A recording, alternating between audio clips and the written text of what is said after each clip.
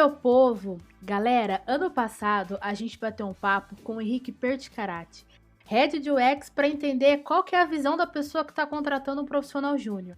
Na conversa, ele deu dicas de portfólio, maturidade para entrar em UX, o que pode ou não pode reprovar o candidato durante o processo seletivo e muito mais. Esse papo foi transmitido em uma live lá no nosso YouTube, mas você pode ouvir aqui na íntegra e pegar essas dicas que vão te ajudar muito na hora da entrevista. Então bora, pega o seu café e não se esqueça, respeita o Júnior!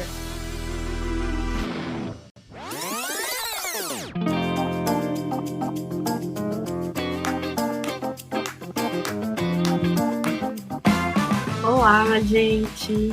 Tudo bem com vocês? Hoje a gente tem um papo super legal para falar sobre o que é avaliado, né, no perfil do júnior, só que com a visão de quem contrata, né? Então, beleza, o recrutador, ele contrata, tá ali avaliando, só que agora a gente vai falar com uma pessoa que tá ali na parte mais técnica, né, como lead dentro do time de design. Então vai ser um papo super bacana para a gente aprofundar esse tema mesmo. Vou começar a apresentar aqui 2 convidados, né? O nosso convidado especial e temos a nossa convidada de apoio. Oi, Bru. Essa é a Bruna, gente. Oi, gente. Boa noite. Ela está como voluntária do Vagas UX. Ela está aqui com a gente hoje como apoio, então vai ser super legal. Porque o que a gente tem? A Bru, ela é uma pessoa que começou no projeto junto daqueles relatos lá da comunidade. Então, a gente tem vários relatos de pessoas que acompanham a nossa comunidade, que conseguiram um emprego ali na área. Então, para mim, está sendo tipo um orgulho mesmo poder ter a Bru aqui também para falar, e além de ser voluntária, poder participar e contar um pouquinho do relato dela. Então, vai ser bem legal a participação. Então, bem-vinda, Bru. Se você quiser se apresentar rapidinho, fica à vontade. Ai, obrigada. Bom, esse mesmo que a Má falou, eu tô ali como admin também, fazendo curadoria de vagas, toda a parte de conteúdo. Então, já dando um pequeno spoiler, vai vir muita novidade legal ainda esse ano, lá pro projeto do Vagas. E como a Má falou, a ideia mesmo é ajudar quem tá começando. Eu sou a prova viva disso, porque eu tô hoje trabalhando na área, consegui fazer minha migração através do Vagas. Então, para quem está aí tentando, é possível. A gente vai falar muito sobre isso hoje. E acho que é isso. E deixa eu chamar aqui também o nosso convidado master, o Henrique. Oi, Henrique, tudo bem? Boa noite. Oi, gente, tudo bem? Boa noite. Boa noite, Mai, Bruna. Super boa noite. Obrigada por receber a gente aqui. Vai ser super legal o papo. Henrique, eu queria que você se apresentasse rapidinho, né? Primeiro, para a gente conhecer os convidados. E você contar um pouquinho mais, assim, do como que é esse tema para você hoje, como que você vê esse comecinho ali, né? Sobre o Júnior, sobre esse processo, mas vai contando sobre você para a gente começar o papo aí. Mas eu sou formado em design gráfico e na faculdade que eu cursei, né, eu fiz a Unesp Bauru, lá tinha um laboratório de tecnologia de informação. Então, eu comecei desde a faculdade imerso nesse meio e trabalhar com isso desde então, né? Assim que eu me formei, estava rolando o boom de aplicativos, né? A Apple tinha acabado de lançar a App Store, então liberando para desenvolvedores no mundo inteiro fazerem apps. E eu fui, né, recém-formado, trabalhar numa startup em São Paulo que fazia aplicativos para grandes marcas, coisas bastante legais, assim. E trabalhei meio que focado nisso, com aplicativos sempre para empresas terceiras por uns 5 anos da minha carreira. Cheguei a projetar aplicativo do Extra, Casas Bahia, Ponto Frio, Netshoes, aplicativos mais bizarros e desconhecidos também, né? Chegou a rolar acho que ninguém aqui lembra do Foursquare, né? Eu trabalhei num projeto que era do Sex Square, que era o Foursquare de sex shop. Nossa. E que viam umas coisas muito loucas, assim. E isso tudo durante os 5 anos. De repente eu senti um chamado assim para fazer projetos em que eu tivesse mais envolvimento com o usuário final, porque nesse início era uma mecânica meio de produção esteira, né, de software house, que a gente chama, né, então tem muita entrada de projeto e a gente vai entregando vários, vai pegando o próximo, mas não acompanha o lançamento, não acompanha se o usuário final está conseguindo fazer o que se propõe, né, se as dores estão sendo atendidas. E nessa época eu fiz uma pós-graduação em arquitetura de informação na Impacta, E aí eu tive a oportunidade de trabalhar na Movile. E a Movile, por quê? Porque eu queria trabalhar com produto e estar próximo do usuário final. Então eu trabalhei 3 meses no time do Play Kids, não sei se vocês conhecem o Play Kids. Era na época um serviço de streaming de conteúdo, né, para crianças de até uns 5 anos. E hoje é um negócio gigantesco, né? Eles têm games, eles atendem várias faixas etárias, né? Então foi uma escola muito legal. E trabalhei no iFood, né? Enquanto estava na Movile, né? A Movile é dona do iFood, eu trabalhei 1 ano e meio no iFood. E depois disso eu comecei a gostar de trabalhar com startups. Então, trabalhei em consultoria que fazia projeto para empresa grande, mas funcionava como uma mini startup dentro da empresa grande. Então, trabalhei num squadzinho fazendo o projeto para a DASA, né? Que não sei se vocês conhecem, mas eles são donos de vários laboratórios, como Lavoisier, Delboni, Alta. Então, a gente fez um assistente de saúde para agendamento de exame. Eu sou membro da TopTal, né, que é um marketplace de designers, desenvolvedores, né, então eu fiz freela para empresas estrangeiras também, e sempre com startups nos últimos anos. E agora eu estou na Arrasou, né, que é onde a Bruna trabalha. Nós somos uma startup que ajuda micro e pequenos empreendedores, né, locais, muito negócio de bairro também, a se comunicarem nas redes sociais, a produzir conteúdo, a conseguir conversar com seus clientes, né, conseguir mais vendas. Então, o resumão da minha trajetória é esse. Muito legal. E hoje você está como lead, né, na Arrasou. E a Bru também está no seu time, isso é super bacana. Até contando um pouquinho, né, foi o nosso primeiro match, assim, que eu posso dizer, aqui no Vagas UX, porque tanto a Bru, né, conheceu a iniciativa, né, conheceu o projeto, né, da Vaga, enfim, todo o conceito ali, ela pegou vendo ali o Vagas, o projeto nos grupos, e da mesma forma também eu conversando com o Henrique, né, a gente acabou descobrindo depois que ele teve a iniciativa ali de puxar a vaga, né, de fazer uma vaga de júnior, e aí veio ali junto dele ver a iniciativa, da gente puxar essas coisas ali nos grupos. Então, foi bem legal a gente conseguir identificar, né, que foi uma coisa que deu uma oportunidade para uma pessoa júnior e também criou uma vaga ali júnior. Dessa forma, deu esse match. Então, é super especial, assim, a gente conseguir ver isso. Seria legal a gente entender, Henrique, um pouco sobre como que você vê, né? Então, nossa pergunta massa sobre o perfil júnior, né? Então, pensando aí nesse contexto de quando você vai entrevistar uma pessoa, como que você avalia ali no comecinho para você olhar e falar, poxa, essa pessoa é uma pessoa que vale a pena eu puxar para conversar, para querer saber mais, pelo menos para ter um direcionamento inicial ali, se vale a pena ou não. Legal. Essa pergunta, quando eu respondo assim, sempre tem mais de uma resposta, mais de uma abordagem. No nosso caso, a gente estava com vaga específica, a gente sabia bem o tipo de experiência que a gente queria, e para dar um pouco de contexto, hoje você tem bastante demanda no mercado para UX designer, mas a vaga para o júnior é meio complicado porque as empresas não estão abrindo muito. Acho que depois do fim do ano passado isso ganhou visibilidade e começou a abrir, as empresas estão mais dispostas a receber profissionais júniores. Isso aqui, ao mesmo tempo, está rolando uma pegada bem legal no mercado, que o UX está sendo bastante reconhecido pelas empresas, pelas startups, empresa grande também. Você tem as empresas fazendo movimentações na direção de projetos mais enxutos, mais ágeis. Então, a gente chama de squads, né? São células pequenas e multifuncionais nas empresas, onde você tem cada time com foco claro, objetivos específicos, e isso é um ambiente muito legal para receber os UX designers, né? Porque eles conseguem atuar de fato no produto final, acompanhar as evoluções do produto, estar em contato constante com o usuário. E isso gerou um boom de vagas, né? Só que ao mesmo tempo você tem empresas menores e menos estruturadas que não têm no seu corpo de funcionários e nos seus diretores pessoas que elas nem sempre sabem o valor do UX design, mas sabem que é importante, mas não sabem como tangibilizar, acabam abrindo a vaga, né? E, enfim, no fim tem vaga em todo lado, assim. E isso também gerou bastante pessoas querendo entrar na área, né? E é uma oportunidade muito boa. E junto com isso vieram muitos cursos, muitos serviços de mentoria. Eu faço parte do curso, que é a UARI, né? A Má também faz parte da UARI, é mentora. Só que, ao mesmo tempo, você tem essas pessoas querendo entrar na área de UX, porque as oportunidades parecem ser boas, né? Para quem está olhando de fora. Para quem está dentro, eu não posso reclamar também, eu gosto bastante. E as pessoas vêm, só que eu acho que rola uma movimentação um pouco de, legal, tem emprego em UX e salários são promissores, vou para UX. Então, como recrutador, eu acho que a primeira camada que eu tento entender das pessoas, essa pessoa realmente está interessada no assunto, né? Eu entendo que, assim, você tem uma pessoa que ela é mais leiga, no sentido de ela não conhece o suficiente da área e ela passa a querer se informar.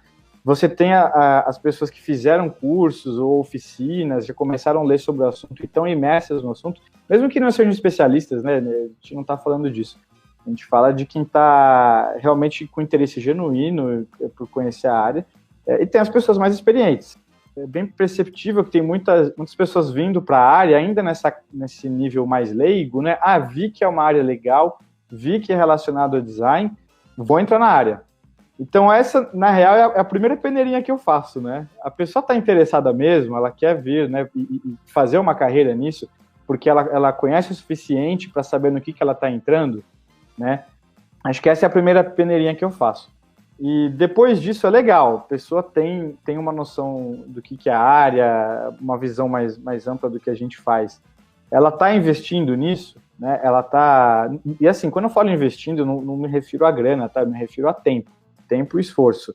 Então, a pessoa tem estudado, não tenho grana para pagar um curso caro. Tá, legal, você tem tentado fazer projetinhos pequenos, local mesmo, com o que dá, com poucos recursos, tem tentado procurar mentores, pessoas da área, bater um papo, se informar. É lógico que curso é um adianto, assim, sem tamanho, mas também tem um outro perfil que você vê gente fazendo muitos cursos diferentes, né? E acaba passando uma outra imagem, que é a imagem de quero chegar com tudo, mas não sei o que eu estou fazendo aqui. Então, isso também não é um negócio que ajuda demais, né? Ele acaba até, às vezes, depondo contra. Então, o que eu valorizo muito, né, em quem está chegando na área é saber se a pessoa tem um interesse genuíno, né? Não está focado apenas na transição da carreira, né? Onde eu estou não está muito legal, quero uma carreira melhor, então eu vou mudar para UX. Legal, sejam todos bem-vindos, mas venha conhecer um pouco da área também antes de tentar virar essa chave. Acho que é a primeira etapa. Legal. E como que você, mais ou menos, assim, você falou que faz essa peneira, né, que é super válido, mas como que você vê essa peneira na sua cabeça, assim, quando você está procurando? Tipo, na prática mesmo, você olha o LinkedIn, você olha o CV, o portfólio, o que chama mais ali, né? É muito louco isso, né, porque quando eu te divulgou a vaga, foi aquela em que a Bru passou, a gente divulgou em alguns lugares, tinha o descritivo da vaga, a gente mandou, né, o que é esperado de você, né, eram duas vagas, uma um perfil um pouco mais generalista para, vamos dizer, UX mais horizontal, e a outra um pouco mais especializada em UI design. Eu não gosto de fazer essa divisão, para mim são todos UX, só que assim como você tem UX que manja um pouco mais de pesquisa, o outro manja um pouco mais de arquitetura de informação, outro manja um pouco mais de UX, todo mundo é UX, né? Não vejo muito por que fazer a distinção, mas para facilitar, já que é muito usado no mercado, divulgamos as duas. E aí tinha na descrição da vaga, né? A gente não faz questão de você ter feito e concluído um curso ou estar formado, desde que esteja estudando, ter pelo menos um case de um projeto, não precisa ser real, pode ser fictício, artiguinho contando o que você fez, qual que é o problema e tal. Enfim, tinha os requisitos. E aí, assim, o pessoal não lê a descrição da vaga e tenta entrar, né? E às vezes na descrição da vaga fala que é o esperado. Então, por exemplo, é meio surpreendente, mas tem muita gente que faz isso. Eu tenho X anos de experiência numa outra área e estou pensando em migrar. Você aceita o meu currículo? Desculpa, não. Você não tem nenhuma... ainda você não foi atrás, não mostrou isso. E aí que você perguntou, né? Como é que dá para ver? Você vai ver no currículo da pessoa, não tem nenhuma movimentação recente ou nos últimos 6 meses que mostra que a pessoa fez um esforço consciente de vir participar da área, né? Do nosso contexto de UX, de startup, de produto, de tecnologia, que seja. Então dá para você ver que a pessoa, legal, né? Eu ouvi dizer que o UX é bacana, vou entrar. Então você pelo currículo, né? Pô, não tem projeto, não participou de nenhum workshop, entende? Não está tentando ali. Então, já de cara a gente dispensa, né? Não tem nem muito que falar, além de legal, bem-vindo, mostra um pouco do seu esforço aí, que você está investindo o seu tempo e vem fazer parte do time de UX, né? Mas é aí que você fala, né? A primeira barreira você percebe nesse ponto aí de entrada. Tem, acho que, duas coisas iniciais, né? Essa primeira é legal, você deixou de ser um leigo total e se informou sobre o que a gente faz. E aí você percebe se a pessoa está preocupada, né, com entender problemas, né, se o foco dela está em entender problemas de usuários, ou se o foco dela é desenhar a tela, né, você saca isso. E não é errado ter o foco em desenhar a tela, né, você pode ser excelente nisso. E isso aqui aí é uma outra régua de medida, né, pô, a pessoa é excelente em design visual, às vezes não tem uma carga grande nas outras competências de UX, mas pelo que você vê do que a pessoa traz, você fala, dá para trabalhar isso, né? A gente consegue trazer, evoluir e melhorar. E a outra coisa, né, que eu falei, uma era mostrar o interesse, né, em fazer parte real, e a outra parte é você tem que deixar claro para o recrutador e para a vaga que você tem foco. Então, por exemplo, eu já recebi currículo de gente que está em transição de carreira e o currículo tem quase como dizendo, pretensão de carreira, né? Eu adoraria trabalhar nessa área e também em UX.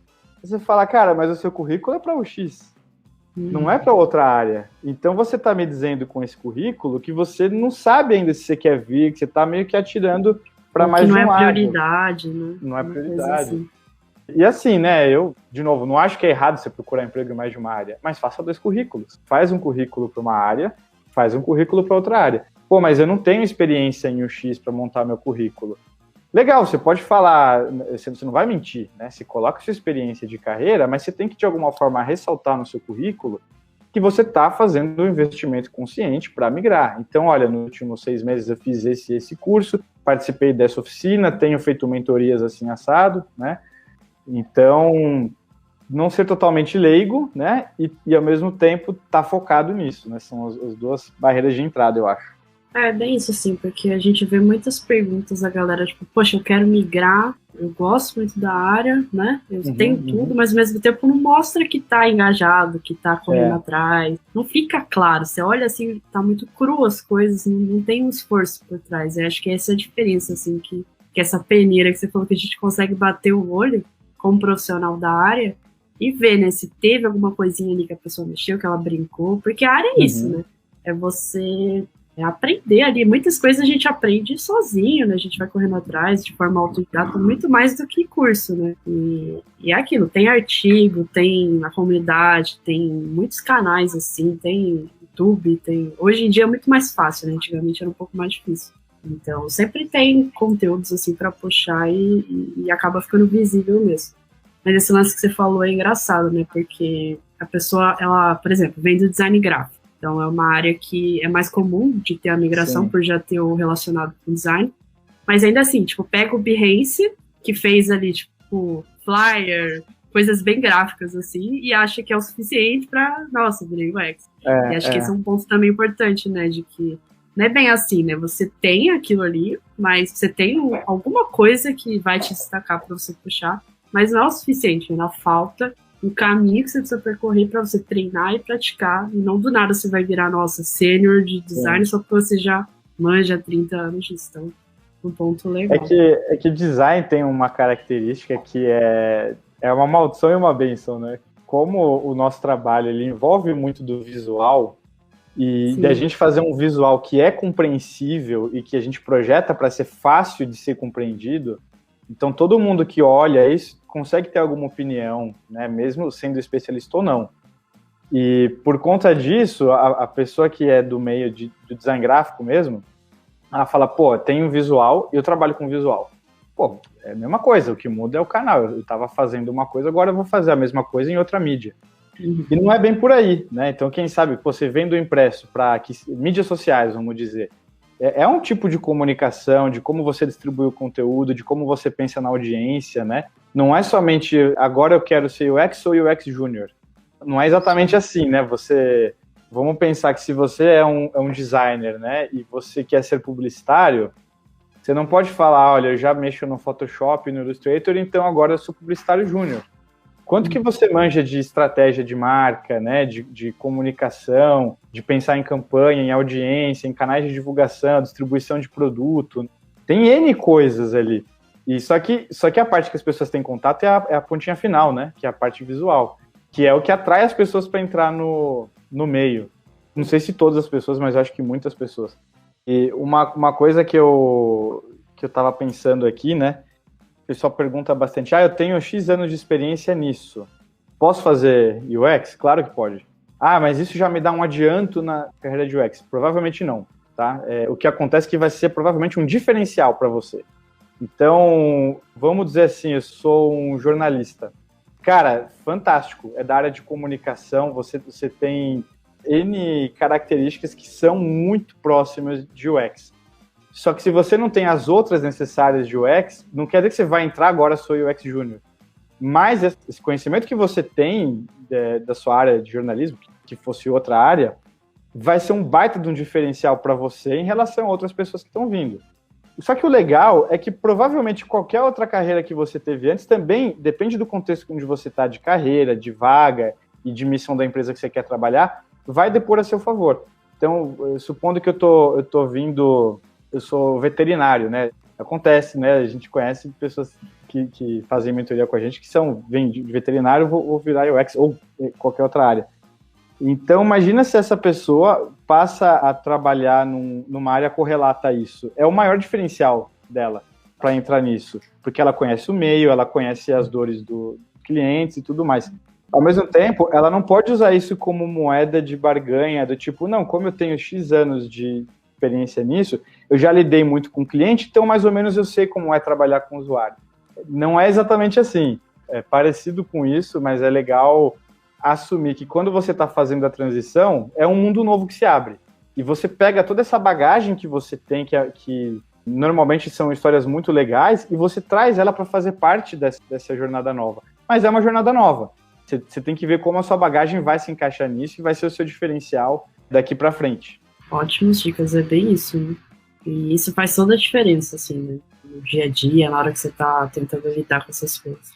Bru, você tá aqui também com a gente. Seria legal você contar um pouquinho também de como que foi, né? Tipo, como que você, como júnior, designer júnior, sentiu toda essa pressão, né, de começar na área, enfim, essa parte toda, e, de fato, encontrou uma vaga super maneira, né, que é a da Razão. Então seria legal ouvir um pouquinho de você também aí, pra gente puxar, né, esse assunto. Eu vou só pegar um gancho com o que o Henrique falou de questão de todo esse processo, né, para explicar como que eu cheguei aqui. Em 2018 eu comecei a fazer um MBA de marketing, e antes de eu entrar na Rosou eu trabalhava como analista de marketing, e aí quando eu estava com 3 meses de empresa dessa empresa anterior, eu vi que o site deles não estava legal, e assim, muito sem saber o que fazer, falei, vou fazer um site novo, né? Fiz ali no WordPress, e eu acho que isso entra muito no que o Henrique falou, de você ter, assim, mais essa questão de vontade, de conhecer a área e de esforço. Então, eu usei as ferramentas que eu tinha à mão, eu acabei aprendendo, conhecendo UX na pós, né, de marketing. Eu ouvia muitos professores falarem, nós estamos vivendo a era da experiência.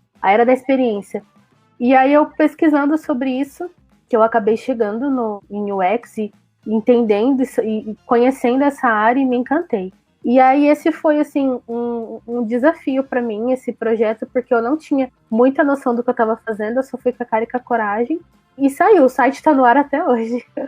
E aí foi nisso que eu comecei, de verdade, assim, o meu processo de imigração.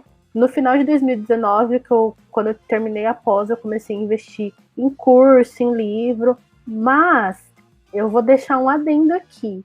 Você não precisa necessariamente só estar pagando lá um curso de R$3.000 para você conseguir a sua migração. Tem muito conteúdo gratuito na internet, muito conteúdo bom. O canal do Telegram nosso é uma prova, porque a cada 15 dias a gente solta uma newsletter lá com um monte de link, um monte de conteúdo. E fora o que dá para vocês pesquisarem e achar além disso, gente. YouTube tem muita coisa. Quando eu comecei a aprender a mexer no Figma foi muito pegando o tutorial. Aí eu comecei mesmo a estudar mais sobre a área, tanto a parte teórica quanto a parte prática. E aí, quando eu comecei a entender um pouco mais, eu já estava com esse site dessa empresa no ar, eu resolvi refazer o redesign dele, já baseado no que eu tinha estudado. Infelizmente, até o tempo que eu fiquei lá, essa segunda versão não chegou aí para o ar. Aí, quando eu saí, eu estava ainda na metade desse projeto, eu finalizei para ter como case de portfólio. Aí eu fiquei em torno de uns 4 meses, mandando um monte de currículo, aplicando para várias vagas. Fiz muitas entrevistas antes de conhecer o Henrique, de conhecer a Arrasou. E o mais legal, assim, que de todos os processos que eu fiz, o da Arrasou acabou sendo o processo mais humanizado. Para vocês terem ideia, faz 5 meses que eu tô lá. Tenho, acho que umas 2, 3 semanas eu recebi alguns e-mails de retorno de vaga que eu tinha de aplicado, entrevista que eu tinha feito, o pessoal foi responder só agora. Então, isso para mim foi muito positivo, foi um processo, assim, muito humanizado. Outra coisa também que eu achei muito legal, e que uma coisa que é legal vocês também praticarem a parte de ter um case, como o Henrique falou, mesmo que não seja um case real. No meu caso, eu consegui fazer um case para um cliente real. Mas se não tiver, inventa um, faça um. O porquê que isso é importante? Isso vai te ajudar a te forçar a conhecer muitas outras ferramentas, a entender muitas coisas, a pensar em questão de interação. Né? Então, quando eu trabalhava como analista de marketing, eu também fazia parte de social media. E eu vim do gráfico também. E aí, quando você vem do gráfico para o UX, é muita ilusão você pensar, nossa, eu vou estar fazendo ali, entre aspas, a mesma coisa. Eu vou estar desenhando. Não é bem assim, porque quando você trabalha como social media, você está fazendo uma comunicação de leitura. É uma interação diferente. Agora, quando você está ali criando um sistema, um aplicativo, você tem que pensar como que as pessoas vão estar utilizando aquilo. Então é diferente. É claro que você consegue aproveitar várias coisas que você aprende no gráfico, como parte de cor, hierarquia e várias outras coisas que envolvem o design em si como um todo.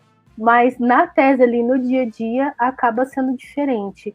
Então eu vejo que, assim, para mim, não tem desculpa. Se você realmente quer entrar na área, vai e faz acontecer. Usa as ferramentas que você tem na mão. Se você não tem condição de pagar o curso, gente, tem curso gratuito, inclusive na internet, que eu já fiz, e cursos muito, muito bons, que você consegue ali estudar e aprender muita coisa. E eu acho que tudo é uma construção, né? Cada dia ali você vai colocando um tijolinho nesse sonho seu, e aí, enfim, acabou eu fazendo esse processo seletivo. Eu confesso que quando eu recebi o e-mail do Henrique falando que eu tinha passado, gente, eu chorei de tão feliz que eu fiquei. É verdade. Porque eu queria muito entrar na área, assim, e muitas pessoas acabam, assim, às vezes desabafando. Isso eu já vi até lá no Vagas, de gente que tá há muito tempo no gráfico, tá há muito tempo no marketing e tá ali estressado, né? Tem essa questão dessa pressão nesse período de imigração. Não é um período fácil. Você vai ali ter os seus momentos de você querer desistir, de você achar que, nossa, tá todo mundo conseguindo, eu não tô conseguindo. Mas, gente, eu acho que, assim, nada na nossa vida é fácil. Vão ter esses momentos, o que eu posso dar de conselho é, respira, sai da frente do computador, sai de perto dos livros, vai brincar com o cachorro e depois volta. Porque a gente não tá passando por um momento fácil. A migração, ela não é fácil. Ela vai exigir muito de você. Mas eu sou prova viva de que ela acontece. Então, se você insistir, você também vai conseguir. Que a Bruna falou do case, né? Porque é o seguinte, a Bruna falou do case, a gente pede, né, para quem está entrando, para quem está tentando vaga, esse indicador de que você está imerso no processo, de que você está fazendo esse esforço, como eu mencionei antes. Pensando assim, né, se você estava fazendo uma faculdade de design gráfico, uma faculdade de engenharia, N faculdades que você faz, enquanto você está cursando, ou mesmo sem faculdade, mas enquanto você está cursando, você faz um estágio normalmente, né? E quando você faz o estágio, você vai pegando vivência de escritório, vivência do mundo corporativo, de interagir com o cliente, com o chefe, com o projeto real, com coisas do dia a dia, né, da área. E quando você está em UX, não tem faculdade de UX ou não tão estabelecida a ponto do pessoal estudar e fazer estágio ao mesmo tempo. Então, onde que você pega essa experiência que você pegaria no estágio? E aí que entra a importância muito grande do case, né? A maior parte dos cursos que você faz de UX, eles são em cima de um case que você monta, de um projeto que você monta, com começo, meio e fim. E mesmo se você não tem condição de fazer um curso, isso é o que vai mostrar o seu processo de raciocínio, o seu processo de abordagem dos problemas, né? E aí, eu acho que é muito importante você, quando escreve o case, pensar na sua audiência, né? No seu recrutador. Então, por exemplo, às vezes você vai ler alguns cases de UX, a pessoa vai contar o projeto, o problema que ela está resolvendo. Em cada etapa que ela vai passando no case, vamos supor um fluxo meio conhecido de todo mundo. Uma etapa de descoberta, com pesquisa, entrevista com o usuário. Aí você, às vezes, faz um protótipo em baixa fidelidade, testa com alguém o protótipo, um grupo de usuários, pega os achados, vai aperfeiçoando para um protótipo de mais alta fidelidade, vê o que precisa atualizar para saber se a tarefa que o usuário quer cumprir está conseguindo. Né? E, no fim, você tem a conclusão do case, contando o que se aprendeu, quais foram os desafios, né? E tudo mais. Às vezes, a pessoa que está escrevendo o case, ela acaba abordando o case como um exercício para dizer o quanto que ela aprendeu. Então, ela fala, então eu decidi fazer um protótipo de baixa fidelidade, que é aquele em que você não é fiel no visual, mas você... E ela tenta explicar no case o que ela está fazendo. Como a audiência dela é o recrutador sabe o que é. Ela não precisa explicar para ele, nessa minúcia, o processo, porque a gente conhece o processo, né? Você pode ir para o mais importante para a gente, que são as informações. Então, olha, nessa etapa que eu fiz o wireframe, né, e o protótipo de baixa fidelidade, quando eu fui testar com o usuário, eu descobri que essa parte do processo não estava clara. Eu descobri que esse termo que a gente usou bastante não é conhecido do público-alvo, então a gente mudou. Então é legal você trazer no case os pontos-chave de descobertas e novidades, porque no seu dia a dia de trabalho, você assume, né, o recrutador e o seu chefe vai assumir que você conhece o processo todo, mas ele vai querer saber como é que você lida com essas etapas do processo, se você consegue extrair aprendizado, se você consegue ter um olhar mais analítico, né? E na hora de você escrever o case, você tenta enxugar as informações redundantes, para não ficar esse projeto de TCC que o Marcelo falou. Então, tenta colocar em blocos, né? Ó, primeira etapa, descoberta, foi assim, assim, assim. Segunda etapa, experimentação, por exemplo, né? Você põe em bullets. Então, tenta pensar na experiência do recrutador, né? Se você consegue fazer um case escaneável, né? Eu consigo passando o olho e vendo as etapas todas. Isso aqui me interessa, eu quero aprofundar. A pessoa fez um card sorting, vamos dizer. Você não precisa escrever, eu fiz um card sorting, que é quando a gente agrupa as informações. Não, quais foram os achados que você teve com esse card sorting, né? O que veio de novo aí que te serviu de insumo para ir para a próxima etapa? E uma coisa que pode parecer boba, mas normalmente entregável ao final de um case é um protótipo ou um produto final, ou que seja telas, né, de mockup, mas muitas pessoas elas passam por cima disso. Elas colocam um print em baixa resolução que você não consegue ver. Então você fala, você escreveu um baita case legal, né? O problema tá aqui, o usuário é esse, fiz as personas, e tudo, e a minha solução não dá para ver. E aí você, como recrutador, fala, como é que eu vou saber se essa pessoa conseguiu tangibilizar tudo que ela descobriu em algo acionável, né? Em algo que a gente consiga transformar num produto? Então, pensa no seu case como começo, meio e fim, né? Quais são as motivações iniciais, o problema que você está querendo resolver, o seu usuário quem é, as oportunidades envolvidas nesse projeto, a proposta de solução que você trouxe. Se você testou essa proposta de solução com o usuário final, às vezes você não consegue testar, tá? Você coloca no case, não foi possível testar, o que eu faria em seguida, né? Teste assim assado, pegar os achados, não é a melhor prática, mas às vezes, se essa parte inicial do seu case está bem montadinha e bem consistente, você passa um pano ali, você fala, legal, o processo do cara é consistente, ele não concluiu, mas eu acho que tem potencial aí para um outro papo, né, para a gente aprofundar. Tem uma pergunta aqui interessante também. Gostaria de saber sobre o grau de senioridade. Quando vocês estão contratando, considera mais o tempo de experiência que o candidato tem ou a quantidade de projetos? Eu diria que nenhum nem outro, tá? Se a gente está contratando júnior, o tempo de experiência não vai significar muito. E quantidade de projetos, você não sabe o que foi esse projeto, né? Fiz 10 conceitos de aplicativos, mas não testei com o usuário, né? E vamos supor que é um projeto focado em UI design. Eu tenho capacidade de avaliar se o cara manja de UI design olhando esses 10 conceitos que ele fez. Então, se é uma vaga específica para essa vertical, bacana, vejo que tem potencial, vamos continuar conversando. Às vezes a pessoa não tem experiência nenhuma na área, nunca trabalhou, mas faz um trabalho maravilhoso, né, nessa parte visual. Pô, acho que vale a pena abrir um espaço para a gente tentar entender se você tem afinidade com as outras partes de UX, para ver se você vem fazer parte do time, né? Mas o que eu acho que conta mais é isso, da pessoa querer fazer um projeto bem feito, tá? Eu acho que se você... E quando eu falo bem feito, vamos tentar fugir do mundo ideal, né? A gente tem que fazer o case em que eu fiz todo o fluxo maravilhosamente, eu consegui fazer a pesquisa quantitativa com 80 pessoas, depois eu fiz um teste de usabilidade com análise certinha, as heurísticas infringidas. No mundo real não rola tão assim, tá, gente? É legal. A receita do bolo, né? Eu acho que a receita do bolo é maravilhosa, ela tem que estar lá e a gente sempre tem que estar perseguindo ela. E aí que está o equilíbrio, né? No dia a dia, a gente não consegue chegar nela, mas a gente sempre tem que estar tentando chegar perto. E você tentar fazer um case bem feito, poxa, tenta exibir um projeto em que você tentou aprofundar um problema de um usuário, né?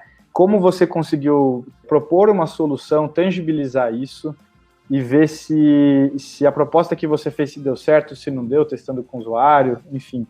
Isso, para mim, conta muito mais do que o tempo e do que a quantidade de projetos. A gente está falando de uma vaga para júnior, tá? Teve um portfólio que eu recebi, né, no processo da Bruna, eu recebi acho que uns 60 envios, alguns passaram da data, não respondi, uns 10, e respondi dizendo que tinha passado da data, mas eu tentei responder todos, né? Se alguém estava aqui no processo, se eu não te respondi, desculpa, eu tentei responder todos os envios, mas teve um que me doeu muito dar negativa para a pessoa, porque a pessoa fez um portfólio que você via o tanto que a pessoa pôs dela no portfólio, de dedicação, de esforço. Tinha um texto de apresentação no início que era bem pessoal, assim, da pessoa. E eu tentei dar um feedback muito pontual e direto, dizendo em que a pessoa poderia melhorar. E eu faço isso porque, de novo, o mercado tem bastante gente tentando entrar e eu acho que os recrutadores não dão retorno para ajudar a pessoa a saber onde melhorar. Então eu tentei fazer isso. E nesse caso, o cara tinha experiência com desenvolvimento front-end, ele programou o próprio site, né? Ele tinha uma pegada experimental muito grande de N tecnologias e recursos, inteligência artificial e tal. Só que ele não conseguiu amarrar isso numa história que falasse quero ser um UX designer. Então ficou muito coisas experimentais e aí acabou falhando no básico. O site, para mim, eu interpretei que foi ele quem fez, tinha problemas de usabilidade. Você clicava, não abria o link, né? Você passava o mouse e fazia uma animação muito louca, mas não ia para onde eu queria. E para mim a mensagem que ele passou foi: eu quero mais mostrar que eu tenho um conhecimento técnico em front-end e que eu manjo, né, disso, do que estou querendo fazer algo usável. E eu expliquei isso para ele na resposta. Eu falei: olha, dá para ver o esforço que você colocou, mas assim, tenta focar no menos é mais, né? Qual que é a essência do que você está fazendo? Qual que é o básico? Se você conseguir entregar um case bem feito, com clareza do seu processo, do que você está tentando resolver, isso conta muito mais do que quantidade de projeto, tempo de experiência, tá? Em outras áreas. Puxando esse gancho aí do portfólio, né, que a gente comentou, o que a empresa espera ver em um portfólio de um candidato júnior, né? Que é um pouco que você já está falando, só que mais detalhado, assim, tipo, quais os principais pontos para avaliar, tipo, o que realmente é fundamental, que não precisa seguir a risco, mas o que de fato é uma coisa que vai ali fazer diferença na hora de você avaliar e chamar essa pessoa. Hoje o mercado divide, né, nesse perfil do UI designer e do UX designer. UX designer focado em pesquisa também, né, mais para o UX researcher. Mas no fim essa pessoa acaba entrando nas outras partes também. Mas isso acaba direcionando um pouco de como deve ser o seu portfólio, né? Se você está mais foco em UI design, para mim, você tem que ter um mínimo de aprofundamento no que são as boas práticas de design de interface. É aquilo que a gente fala, eu faço panfleto, então logo vou fazer uma tela de app. Não são as mesmas coisas, né? O panfleto, ele tem N características que fazem dele um mecanismo de comunicação super versátil, tem sucesso por conta da mídia dele, por conta da audiência, da forma de distribuição. Você vai fazer um aplicativo, é outra coisa. Você tem questões como tamanho de tela, dispositivo, sistema operacional. Então, e uma outra coisa que é muito importante, às vezes a gente percebe que a pessoa tem uma vontade grande de se expressar através do seu design, né? É o meu estilo, é a minha característica e tal. A minha recomendação para isso é dar uma aprofundada nos guias de design de interface. Por exemplo, o guia de design da Apple é sensacional, o do Google, né, o Material Design é sensacional. Até os componentes de web da W3C que você vê aqui, que é um botão, pode parecer bobo, tá, gente? Mas para cada componente tem uma finalidade, tem uma forma de usar. Eu levo isso muito a sério quando eu estou vendo um portfólio de um UI designer, porque isso para mim é aquela coisa que mostra o quanto de esforço a pessoa está fazendo em entrar na área. Ela procurou se informar sobre isso, né? Ou ainda, que às vezes ela não leu esses guias todos, não manja, mas, por exemplo, ela tem uma capacidade bacana de fazer uma comparação entre N plataformas. Eu vou comparar aqui o Facebook, o Instagram, o Google, não sei o quê, e entendi aqui, consegui fazer um guia de design legal. Então, a parte do design visual, né, do UI design, dá para passar um pouco mais de pano, tá falando abertamente aqui, mesmo a pessoa às vezes não conhecendo toda a jornada de UX, se ela manda muito bem no visual e consegue aplicar isso para o princípio de design de interface, eu acho sim que é um meio caminho andado e você consegue inclusive pegar freelas disso, porque às vezes você tem muitas empresas que tem UX designers que ou equipes e times que não focam na etapa final do visual, e você consegue complementar isso, né? É até uma herança de como funcionava antes o mercado, não sei se a Má pegou, né? Mas você tinha um arquiteto de informação e o UI designer, né? Então, eu fui arquiteto de informação por uns 6, 7 anos, eu ia até o wireframe protótipo, depois vinha o designer visual que fazia a outra parte. Esse cara que faz essa outra parte tem que manjar pra caramba de UX. Só que, de novo, para você entrar na área, a gente consegue, por esse pedaço, é um ponto legal para começar, desde que você tem aí no seu portfólio esses projetos que mostram que você está estudando isso. E aí uma coisa, né? Se o portfólio de UI, nesse caso, se o que você vai entregar é um conceito de app com 2 telas, tipo um app de e-commerce de flores, então eu vou mostrar uma tela inicial bonitona com as flores e tal, uns ícones lindos e uma tela de carrinho. Legal, se esse é o seu case de teste, então faz uns 3, 4. Na moral, você tem que me dar uma visão de como você consegue atuar em projetos diferentes. Agora, se você está tentando uma vaga de UX, eu acho que você ter 2 cases bem escritos é acima da média, tá? Mas se você tiver um case bem escrito, com começo, meio e fim, clareza e tudo mais, eu acho que você já está melhor do que 80% ou 90% dos candidatos, tá? Porque, cara, naquilo que eu falei de você fazer o básico muito bem feito. Você comunicar o seu processo de trabalho, você comunicar a sua clareza na abordagem dos problemas, né, e proposta de solução. E para a parte de pesquisa, eu não sei avaliar muito bem, não vou entrar nisso, mas tem uma história, também foi outro não que eu tive que dizer, que me doeu o coração, porque a pessoa fez um case muito da hora de pesquisa, envolvia a comunidade quilombola e como eles distribuírem o material artesanal que eles faziam e vender, né, para fora. E o trampo de pesquisa era sensacional, assim, muito bem montado, aprofundando, detalhamento de persona. E aí a proposta final era, nós vamos resolver esse problema todo deles com uma página no Instagram divulgando os produtos. Faz sentido, né? Vai dar exposição e tal. Mas para essa vaga, eu precisava de ter alguém que conseguisse tangibilizar uma solução mais escalável. Então, nesse caso, eu chamei a pessoa para a segunda etapa do processo seletivo, passei uma tarefinha que eu passei para todo mundo, né? Até um tópico legal, se a gente tiver tempo de falar. E aí a pessoa não conseguiu tangibilizar. Então, assim, manja muito de pesquisa. Na hora de tangibilizar uma solução, não conseguia fazer isso. Para mim, ficou bem claro que seria uma adição muito legal para o time, para uma vaga de UX Research, né? De pesquisa de UX, só que a gente não tinha vaga aberta. Então, eu tive que falar o não com uma dor no coração. Tristeza mesmo. Mas acontece, né? Pegando o gancho aqui, no processo seletivo que a Bruna participou, a gente pediu um testezinho, né, para fazer. Você lembra, Bruna, do testezinho? Como que foi esse testezinho? Quer falar de como foi? Tem que falar, gente. Eu lembro que foi colocar uma funcionalidade nova no aplicativo do Arrasou, de um empreendedor ali, que ele tem uma autoridade maior dentro ali do ramo dele e que ele poderia servir de inspiração para outros empreendedores. E aí a solução que eu trouxe foi de, assim, todo mundo gosta de ouvir histórias, né?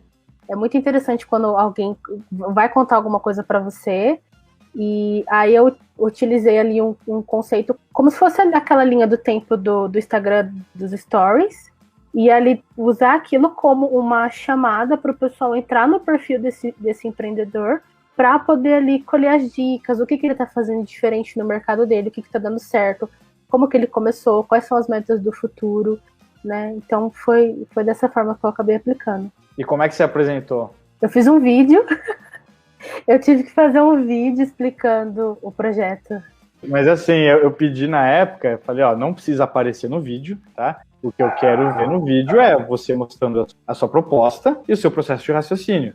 Então, esse é um negócio muito interessante, porque a comunicação é muito necessária na nossa área, né? Você conseguir expressar a sua ideia, o seu processo, linha de raciocínio, e o vídeo é uma forma legal de fazer isso.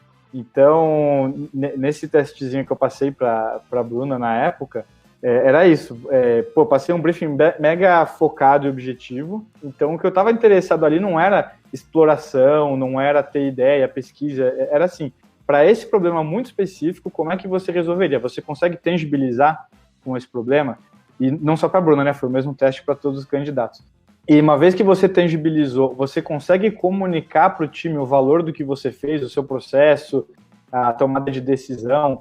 Então, isso é uma coisa muito importante, entra no lance das soft skills, né? São aquelas habilidades que não são necessariamente aquelas que você recebe um diploma, um certificado, né? Por completar um checklist de coisas que você sabe fazer, mas que não tem valor, assim, não tem preço. A pessoa que consegue se comunicar e comunicar o seu trampo é também um outro diferencial gigantesco.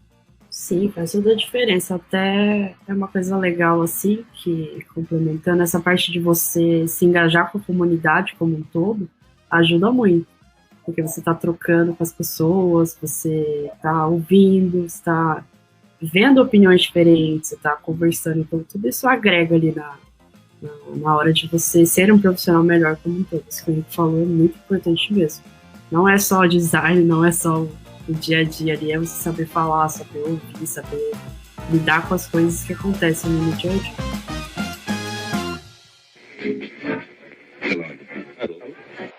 O objetivo da nossa comunidade Vagas UX é sempre levar o melhor conteúdo para os profissionais entrantes na área de UX. Se você se identifica com a nossa proposta, você pode nos apoiar no site do Apoia-se com uma contribuição pontual ou contínua, ou comprando os produtos da iniciativa.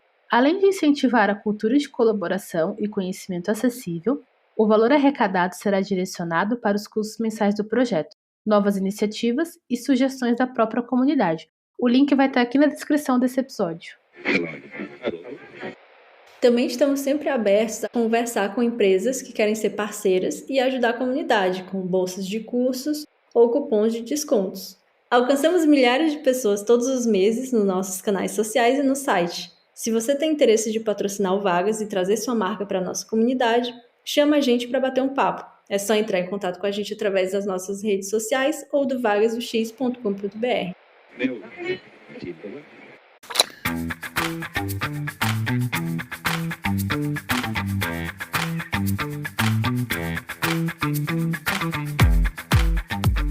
Tem uma pergunta aqui também, é uma pergunta de migração mesmo.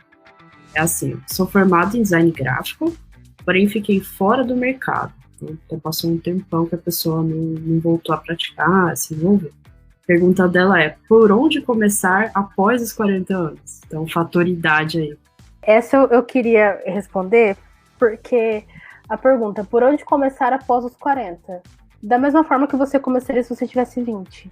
O porquê que eu tô sendo tão direta nisso? Porque, assim, eu migrei depois dos 30, eu tenho 32. E eu também fiquei fora do mercado, eu tenho, a minha formação em gráfico já tem uns 10 anos aí, e eu fiquei fora do mercado um tempo, eu fui trabalhar com parte financeira, administrativa, com vendas. Eu me sentia muito desatualizada. Eu acho que a idade, ela tem que ser o fator que menos importa. Porque quando uma empresa vai te contratar, pelo menos no meu caso foi assim, o recrutador, a empresa, ele não está preocupado com a sua idade, ele quer saber o que você sabe fazer, no que você é bom, como que você traz as soluções. Então, olhando essa pergunta, eu acho que idade deve ser assim, a última coisa que você vai pensar. E não se apegar a isso, não se apegar a tempo, porque você pode migrar. Eu já ouvi cases de pessoas que migraram depois dos 40 para UX e deu super certo. Então, faça da mesma forma como se você estivesse ali saindo da faculdade. E vai dar certo.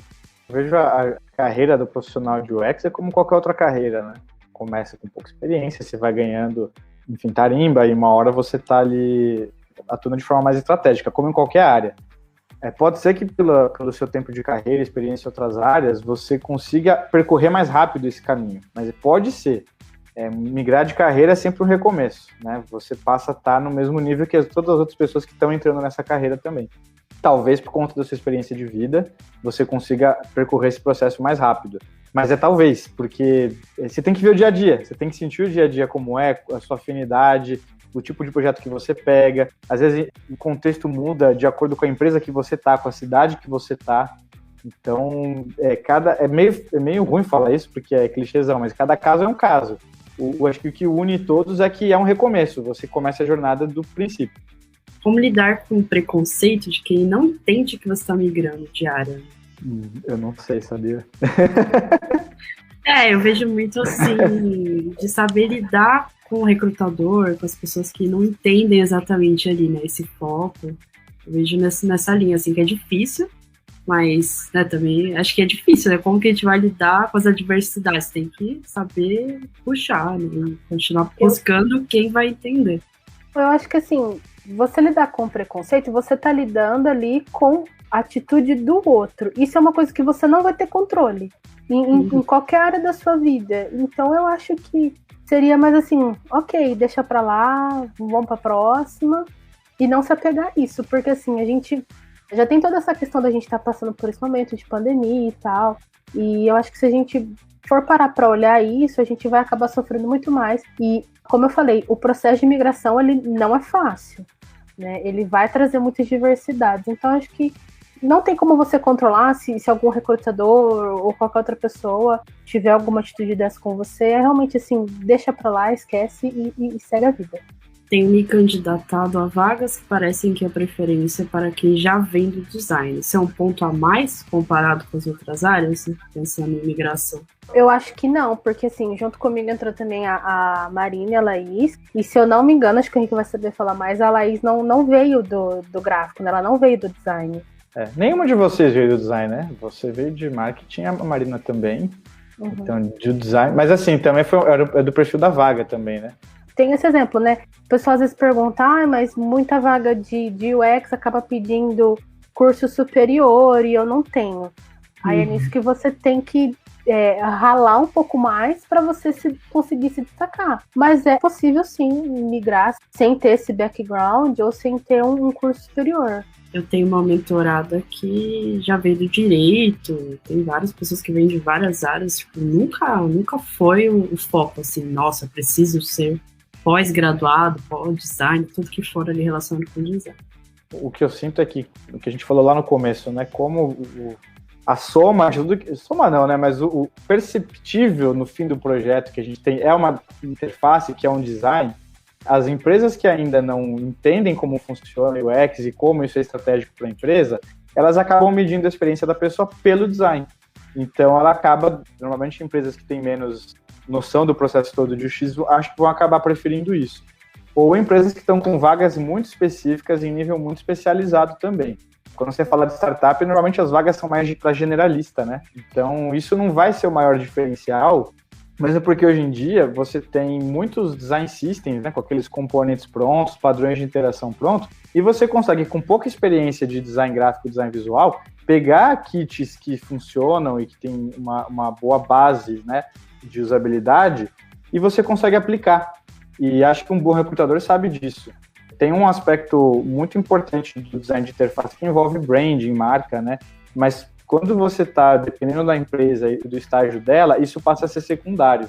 Tem várias empresas que esperam até estar com um nível de investimento grande, expandindo, aí sim elas passam a investir mais no design visual. No início, às vezes, o que a empresa quer é que o usuário dela consiga completar a tarefa. Então, para isso, você não precisa ser um designer gráfico ou visual muito bom. Tem uma do Rui aqui, que é bem massa.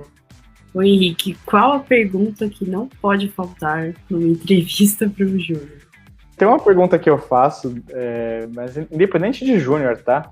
Mas é uma pergunta composta, vamos dizer assim. Eu pergunto qual foi o último projeto em que a pessoa trabalhou, e eu pergunto as coisas que deram mais certo e as coisas que deram mais errado.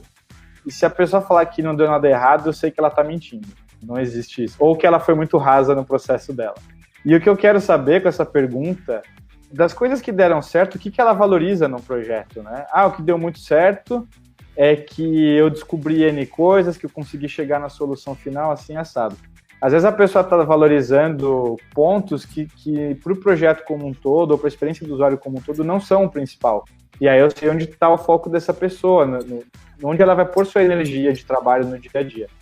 E no que dá tudo errado, sempre dá muita coisa errada nos projetos, porque isso é o dia a dia. Você vai fritar um ovo, você pode esquecer o fogo ligado, queima o ovo, sabe? Isso, no seu dia a dia tem milhões de erros e problemas que acontecem. E o que a gente quer saber quando pergunta do que deu errado é o que você faz depois que deu errado, né? Se você contorna, se você recupera, se você muda a abordagem, se você fala, aí a gente parou, encerrou o projeto porque também não dá para continuar, aí eu desisti. Então, assim, eu gosto de fazer essa pesquisa porque eu quero entender como a pessoa processa isso, né? Quando acontece um problema, como é que você resolve, né? Ou contorna, ou enfim. Pegando um gancho disso que o Henrique falou, eu lembro dessa pergunta e deu errado comigo quando eu coloquei esse site no ar. O que deu errado foi que a URL do site ela tinha uma letra a mais no nome da empresa.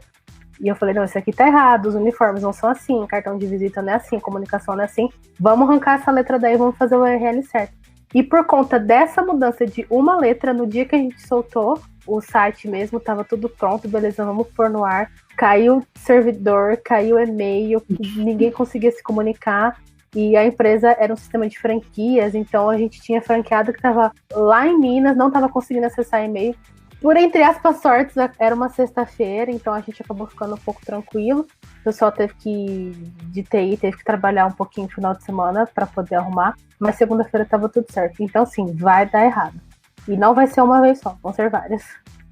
O seu case eu adorei quando você contou. Adorei. Falei, cara, é vida real, né? É vida real. Ela sem saber fazer, achou um jeito de fazer, fez, né? Porque esse é o que você me contou, que você achou a forma, foi lá no WordPress, tentou achar template, bateu papo com o desenvolvedor, você mobilizou as coisas para acontecerem, né? Às vezes a Bruna tinha acesso a um amigo, um colega desenvolvedor, tem gente que não tem. Mas não é isso que importa. É o que você fez para contornar essas situações, né? E, pô, ela contou, deu um erro fenomenal, assim. E, tipo, vamos lá, vamos resolver. Você não pode omitir isso. Você tem que mostrar como é que você contornou essas coisas. Isso é um diferencial gigante. E mostra que você está empolgado, que você está interessado, que você se preocupa, que você se sente como dono do problema também e da solução final. Então é um negócio bem massa. Essa história foi, tipo, te falando agora, mas foi um dos diferenciais grandes na sua contratação, sabe? Porque foi um negócio que você foi lá e fez, e deu errado, e vamos resolver, não tem como dar errado, só tem como a gente sair bem dessa, né? Então, bem legal. Você surta um pouco ali na hora, né? Fica ali um pouco desesperado, mas depois você vai e resolve. Não tem o que fazer. E as coisas vão dar errado sempre. Não vai ser só essa vez. Vai dar errado sempre. Aí você vai e resolve. Nossa, bem isso. Você tem que tangibilizar, né? Tem que mostrar que tem alguma coisa ali acontecendo. Você não tá só entregando para aparecer, você tá realmente compilando alguma coisa, trazendo para mostrar o seu diferencial de fato. Tem uma pergunta aqui que a galera tá pedindo. Olá, eu quero focar em UI design. Eu preciso falar sobre personas, problemas de usuário, como cases de UX, ou pode ser resumido em boas práticas de design. O que vocês consideram? Quer arriscar, Bruna? Olha, o meu conselho isso foi uma coisa que eu ouvi da Amiris, que a gente trouxe ela para conversar com a gente no Arrasou, bater um papo, saiba um pouquinho de tudo. Saiba que engloba todo o processo de UX desde o começo, mesmo que você vai focar só em UI. Porque quando você for desenhar UI, você vai precisar saber como que vai funcionar aquela interação com o usuário final. Então você vai ter que entender sobre persona, você vai ter que entender sobre todos os problemas do usuário, quem são seus usuários, como que eles vão usar, né? E eu acredito que empresas que separam esses processos, né, tem ali os profissionais focados só em UX e só em UI, tem que ter ali aquela troca do time, mas você vai ter que saber um pouco do outro lado. Eu acho que não tem como separar isso, né? O UX dali tudo pronto para você e você só desenhar. Então acho que precisa ter essa troca. Então a minha dica é saber um pouquinho de cada processo, ter ali uma noção básica para você estar podendo conversar com o seu UX E muito importante, também tá podendo conversar com o seu desenvolvedor. Porque você vai ter ali 2 pessoas que você vai ter contato o tempo todo e você precisa saber o que eles estão fazendo, como que eles vão trabalhar, para você também saber como que você trabalhar e como que você vai devolver esse resultado para eles. Só fazendo um adendo, assim, dá para você entrar na área fazendo só UI e aí você vai pegando prática e tal. Mas você, conforme você vai crescendo na experiência no mercado, você vai ser exigida por essas coisas todas, tá? Então, assim, você pode usar como porta de entrada, mas eventualmente, para você crescer, você vai ter que manjar do resto, tá? Então, fica a dica. Acaba sendo natural. E como quando a gente começa, a gente é mais generalista mesmo. Então é importante não se limitar, né? Eu sempre falo isso, tipo, vai vendo referência, vai olhando, mesmo que o seu case ali, ele não esteja... ele esteja mais voltado para UI, mas é importante você mostrar um pouquinho da sua percepção em outras coisas para não ficar só focado em uma coisa só e acabar deixando passar o outro lado que você tem. Para quem está migrando de área, vale a pena trazer as experiências anteriores que teve ou focar mais no que você está estudando e fazendo atualmente para entrar na área? Então, né, depende de quão relacionadas as experiências anteriores que você teve estão com o que você quer fazer em UX. Tenho 20 anos de experiência, sei lá, na área de contabilidade. Legal. Que lições você tirou disso, da contabilidade, que vão te ajudar em UX? E, de novo, isso para mim passa a ser mais um diferencial na sua formação, se você conseguir contar essa história e trazer, aprendi isso, e consigo aplicar dessa forma, então passa a ser um diferencial, depende da vaga, depende do que você vai fazer, pode ser uma coisa que chama atenção, mas no seu currículo, se você tem um currículo desse tamanho, né, e todas as experiências que você trabalhou de contabilidade, no fim tem uma oficina de UX, provavelmente não está passando a mensagem correta. Está passando a imagem de que o que você mais preza na vida é isso, lógico que foi sua experiência de vida nos últimos anos, mas que agora você decidiu migrar de área. Por outro lado, tem que tomar muito cuidado para não ir com muita sede ao pote. Eu recebi um currículo uma vez, que eu acho que ficou bem claro para mim, porque a pessoa que enviou aquele currículo tinha acabado de conhecer a área e se abriu um mundo de possibilidades para ela e ela decidiu atacar todas. Então tinha curso de UX, de UI, mas aí começava front-end, back-end, banco de dados, aí você fala, cara, e era assim, era tudo dos últimos 6 meses, né? Provavelmente me parecia, porque eu lembro que ela fez vários cursos da Udemy ali, ou você fala, não tem como em 6 meses alguém ser minimamente bom em tudo isso. Se ela fosse, né, acho que até valeria, mas eu não estava procurando um profissional com essas competências, né? Então tenta mostrar, eu tenho 20 anos de experiência nessa outra área, focado nisso. Decidi mudar de carreira, daqui para frente, o que eu tenho feito, né? E aí você traz isso, os cursos que você fez recentemente, os cases, os projetos, né? Que aí o recrutador consegue falar, legal, entendi, está em transição, está migrando. Desde que decidiu migrar, o que tem feito para entrar na área? Como apresentar um case que está coberto para aquelas NDA, né? Quando não pode mostrar, tipo, a gente tem um projeto, a gente tem uma experiênciazinha ali, mas de alguma forma ele está oculto, né? Você não pode compartilhar por obrigação, né? Você assinou um contrato, né? Um termo ali que deixa ele confidencial. A gente coloca a experiência ou nem mostra, deixa ele de lado e foca num case novo? Nossa, essa é dificílima. Então, geralmente, você pode ocultar, né? Pelo que eu vejo assim, ou você pode colocar com senha também, né? Aí você disponibilizar no fechado, mesmo no privado, para mostrar pelo menos o portfólio, mas não deixar ele público ali para qualquer pessoa por ter esses pontos confidenciais. Eu vejo muito assim. Mas se eu fosse, recomendar, de preferência, foca no projeto que você pode mostrar ali do início ao fim, né, que tem toda a verdade, para você não se comprometer depois, né? E eu acho que vale muito pensar que a gente não precisa ficar se prendendo ao passado, né? Poxa, eu fiz esse projeto, que dó, vou perder ele. Não, você sempre vai ter projetos novos para puxar, sempre vai ter alguma coisa que você pode pegar. Não tenha preguiça, assim, né, de correr atrás, porque no dia a dia vai ser muito isso, né? Você sempre vai estar pegando projetos novos, você não pode ficar apegado a essas coisas, porque os projetos passam, as coisas acontecem, tudo. Então, eu vejo muito nessa linha, não sei vocês. Eu acho que faz sentido. Esse projeto secreto aí, quão relevante ele é para essa vaga que você está aplicando? Se é pouco relevante, talvez não valha a pena nem mencionar ele, tá? Mas pelo processo e tal. Acho que é o caso assim, se tem a vaga específica, obviamente você não vai poder colocar esse projeto num portfólio com o link de senha, eu acho, né? Porque o seu cliente vai ver que você está divulgando o projeto para todo mundo, para quem você passar a senha.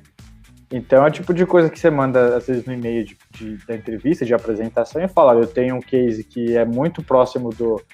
Se bem que é foda, né? Você vai mandar para uma empresa concorrente que tem um negócio próximo, um projeto que é secreto. Eu não sei, eu acho que eu iria na linha da Má mesmo, de tentar trazer outra coisa. Ou tentar ocultar, né? Troca a marca... mas às vezes tem coisas que dá para sacar do que é o projeto. Você pode tentar trocar a marca, esconder, você pode tentar mudar a paleta de cor, dar uma maquiada, mas assim, NDA serve para que você justamente não possa mostrar para outra pessoa. Então, na prática, você não devia mostrar, né? Não tem muito o que fazer. Sim. Na prática nem é uma boa, né, mostrar. Eu falo isso porque a pessoa quer muito, a única coisa que ela tem, e dá esse jeitinho ali, mas... Se fosse pensar o certo mesmo, esquece ele e vai para outro.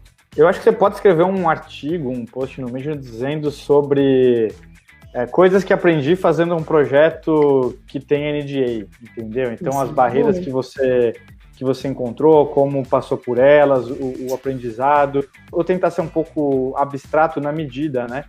A empresa tinha a meta de investir nesse segmento, nós conseguimos conversar com tantas pessoas, fizemos uma pesquisa assim, a partir dos achados, encontramos dificuldade, aí você não pode falar exatamente qual é a dificuldade, mas tenta dar uma visão geral e como foi passando. Acho que é um jeito legal de contornar e ainda contar a sua história.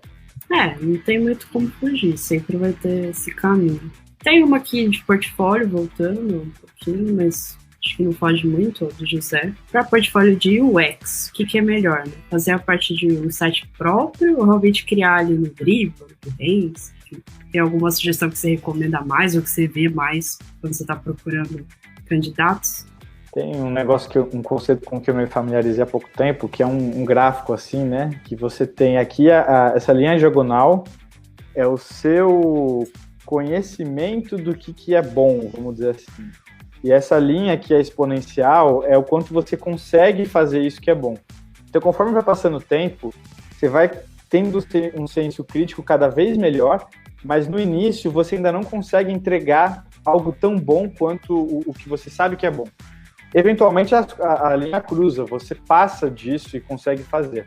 Por que eu estou falando isso? Porque se você é júnior e está começando, normalmente você tem boas referências, mas você ainda não é melhor do que o próprio Dribbble ou o próprio Behance ou outra coisa para fazer um site melhor que eles, normalmente. E entra naquilo que eu falei, que às vezes a pessoa ela quer botar muito dela e fazer o próprio estilo, a própria identidade, e isso compromete a experiência, porque você faz algo muito personalizado, mas sem pensar na sua audiência como um todo. Se você manja de fazer site, se você faz isso bem, se você conseguiu validar com outras pessoas que te deram esse feedback que você é uma pessoa boa para fazer isso, e você tem habilidade, capacidade, e isso não vai entrar no seu caminho para mostrar os seus cases, você pode fazer o site, eu acho que é legal. Mas tenta não fazer disso algo que vai o seu portfólio chamar mais atenção do que os cases que você está levando. O seu portfólio não é o case de sucesso que o recrutador quer ver.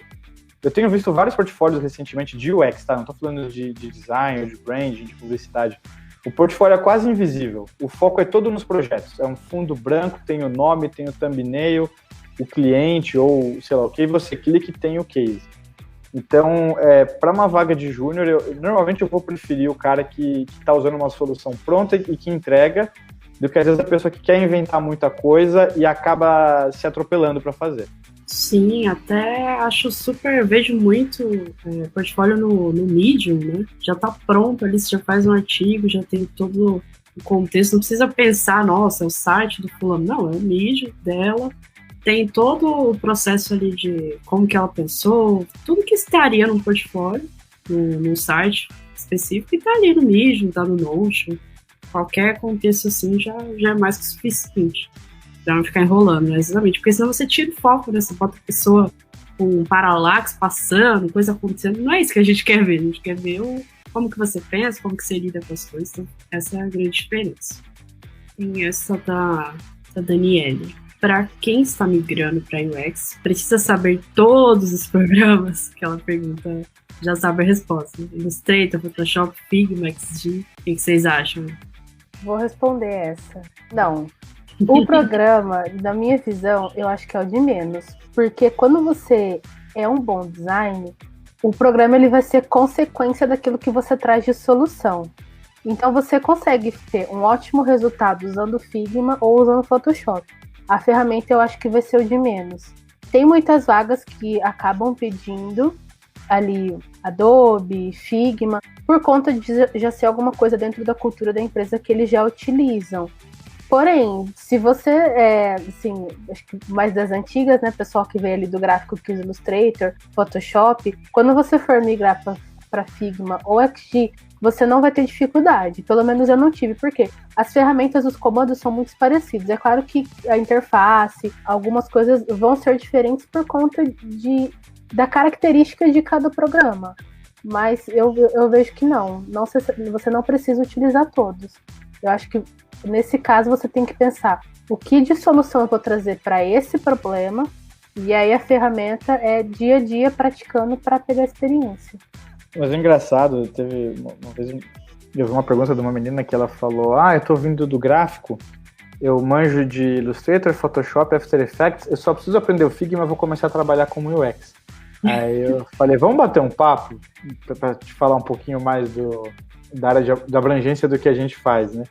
Então acho que o pessoal foca muito em software e a última coisa que eu olho no currículo é software, e eu acho que provavelmente quando tem naqueles currículos aquelas barrinhas, na experiência, Photoshop, 4 de 5 estrelas, Illustrator, 5 de 5. Normalmente essa parte eu preferia que não tivesse no currículo, tá? Não faço falando a real. Não faça, melhor, não coloquem sua proficiência em software, na real ela não significa muita coisa. E você vai ter que aprender um software para usar, alguma coisa assim, vai ser qualquer um, tá? Vai ser o que a empresa tiver para você usar. A vaga pede experiência específica e teste. Legal, você aprende para aquilo, mas isso não é um diferencial, tá? De carreira. É você se adequando num requisito técnico da vaga. E é que nem a Bruna falou, você aprender a mexer no Figma, cara, em 2 horas você tá fazendo um negócio, você consegue sair fazendo, prototipar, linkar e tudo mais. A gente mede outras competências, tá? Uma vez eu precisei fazer um teste para uma agência antes do Arrasou, e era no XD, e eu nunca tinha mexido no XD. Gente, foi ali na doideira. Comprei um cursinho na Udemy ali, então, cursinho rápido de umas 5 horas. Fiz ali correndo para pegar os comandos principais, né? Fui para me familiarizar com a ferramenta e fiz. Entreguei. A vaga normalmente é para UX designer, não é para técnico em XD, né? Depois você aprende o XD, ou você aprende antes do negócio, vê um tutorial no YouTube. A Bruna foi lá e pagou o curso de R$20. Não quero tirar o sustento das pessoas que fazem curso de XD, mas você pode encontrar tutorial de graça também, tá? Se você não consegue pagar o curso, sei lá. Então, se vira, tá? Isso aí você vai ter que usar alguma ferramenta, mas tenho que saber todas? Não tem não, tá? Não tem. Jogando a bola aí pro Figma, né, que é uma ferramenta aí do mercado, que todo mundo fala que realmente é mais acessível justamente por ser ali colaborativo, você consegue fazer projetos gratuitos, então jogando a bola para essa ferramenta, tipo, tem milhões, assim, tem N conteúdos gratuitos para aprender, você consegue realmente praticar, aplicar tudo sem pagar curso, sem fazer nada, e sem, tipo, ter que olhar milhões de outras ferramentas. Você consegue ser um profissional, aplicar e validar tudo com uma ferramenta, ou 2 no máximo, assim.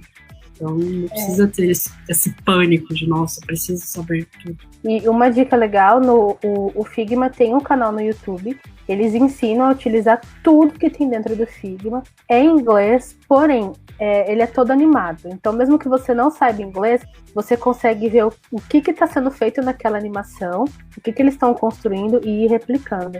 Então, é bem tranquilo de estudar por lá. Vai sendo didático, né? Você vai olhando e vai, poxa, como é que é? Tá, ele veio aqui. Tá, deixa eu tentar replicar. Você vai fazendo. Isso é super uma dica muito boa. Tem conteúdo em português também, se procurar. Nossa, agora mais do que nunca, né? Quando eu cheguei, isso aqui era tudo mato, né? Não tinha tutorial, Nossa, total. não tinha que fazer inglês. Agora você tem um monte de conteúdo muito bom, assim. Uhum. Os canais de YouTube que a gente tem de UX, eles são sensacionais, cara. Acho que vale a pena, não sei, depois a Má colocar na descrição aí, né, as meninas colocarem, mas assim, tem muito conteúdo bom demais em português para quem tá começando, né? Lógico, tem sempre mais conteúdo em inglês, né? Mas agora, assim, tem coisa boa demais para quem tá começando em português. Quer entrar lá no site do vagasux.br, tem todo o guia lá do Product Design que a gente puxou, tem muito conteúdo de perfis para seguir, que aí tem todos esses que o Henrique comentou, tem canais do Figmas, focados só para UI, tem todas as indicações lá. Se eu botasse aqui não ia caber, mas tá tudo lá. Então, gente, já estamos encerrando, a gente já fez 1h30 aí de live. Queria uma palavrinha final do Henrique, da Bru, o que vocês acharam, pontos aí. Bom, queria agradecer primeiro ao Henrique por ter aceitado ter vindo aqui conversar com a gente. Eu achei que o papo foi muito legal. Agradecer a todo mundo que participou, o restante da equipe do Vagas, né, que não tá aqui, que é bastante gente. Se caso de repente alguém quiser conversar comigo, eu tô lá no grupo do Telegram, pode me chamar. Obrigada, gente. Eu queria agradecer pelo convite, eu fiquei muito feliz mesmo de participar. Enfim, tem sido muito gratificante colaborar com a mentoria das pessoas que estão entrando na área. Eu tenho brincado que o UX agora é tipo o Canadá, né? Não sei quem sabe, mas o Canadá tá sempre querendo receber imigrante, né? Querendo receber gente para vir. E eles falam, venham todo mundo, né? Mas a gente vai fazer uma triagem aqui para ver se você, né, se é trabalhador, se está dedicado, né? Mas assim, preenchendo isso aqui, cara, tem espaço para todo mundo. E eu acho que o UX é assim, a gente tem muito espaço, muita oportunidade. E assim, é mais de ter o esforço de você entrar na área mesmo, é querer aprender, querer se especializar na área, e é isso, tem espaço para todo mundo e o mercado está cada vez melhor. E o Brasil tem, acho que não sei se as pessoas têm essa visão, mas os nossos designers, eles são assim fantásticos, sabe? Eu tenho colegas que foram trabalhar no exterior e o nosso nível não deixa a desejar para ninguém, assim. Então, venham fazer parte desse ecossistema que é muito bacana, tá? Eu sou muito feliz na área e acho que tem espaço para todos vocês também serem. Maravilhoso, gente. Muito obrigada pela participação de vocês. Foi muito legal mesmo. Acho que foi super rico de conteúdo sensacional, né? Acho que todo mundo conseguiu aprender bastante aqui as dicas do Henrique, da Bru também, que já tá com experiência como júnior. Super tamo junto e é isso. Tchau, gente. Tchau, tchau.